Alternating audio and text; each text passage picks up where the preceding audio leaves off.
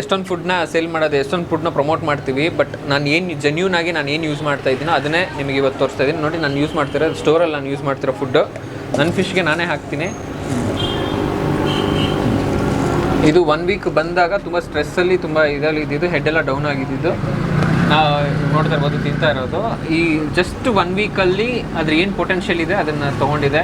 ಒಳ್ಳೆ ಗ್ರೋತು, ಒಳ್ಳೆ ಕಲರು, ಒಳ್ಳೆ ರಿಕವರಿ. ಸೊ ಏನಕ್ಕೆ ಈ ಫುಡ್ಡನ್ನು ನಾನು ಸಜೆಸ್ಟ್ ಮಾಡ್ತೀನಿ ಅಂದರೆ, ಇದರಲ್ಲಿ ಹಾರ್ಮೋನ್ ಇಲ್ಲ. ಫಿಶ್ಶು ಲೈಫ್ ಜಾಸ್ತಿ ಬರಬೇಕು ಅಂದರೆ, ಇವಾಗ ತುಂಬ ಜನ ಹತ್ರ ಇರೋ ಕಂಪ್ಲೇಂಟ್ ಇಷ್ಟೇ, 1 ವರ್ಷಕ್ಕೆ ತೀರೋ ಹೋಗ್ತಿದೆ ಅಂತ. ರೀಸನ್ ಇಷ್ಟೇ, ಹಾರ್ಮೋನ್ ಫುಡ್ ಕೊಟ್ಬಿಟ್ಟು ಬೆಳೆಸ್ಬಿಡ್ತೀವಿ. ಇದರಲ್ಲಿ ಹಾರ್ಮೋನ್ ಇಲ್ಲ. ಫಿಶ್ಶು ಲೈಫ್ ಬರುತ್ತೆ. 5-6 ವರ್ಷ ಬದುಕಬೇಕಾಗಿರೋ ಮೀನು ಮುಂಚೆ ಎಲ್ಲ ಬರ್ತಿತ್ತು. ಸೊ ದಯವಿಟ್ಟು ಒಳ್ಳೆ ಹಾರ್ಮೋನ್ ಇಲ್ದಿರೋ ಫುಡ್ ಕೊಡಿ. ಫಿಶ್ ಚೆನ್ನಾಗಿ ಗ್ರೋತ್ ಬರುತ್ತೆ, ಫಿಶ್ ಒಳ್ಳೆ ಕಲರ್ ಬರುತ್ತೆ, ಒಳ್ಳೆ ಆ್ಯಕ್ಟಿವ್ ಆಗಿರುತ್ತೆ.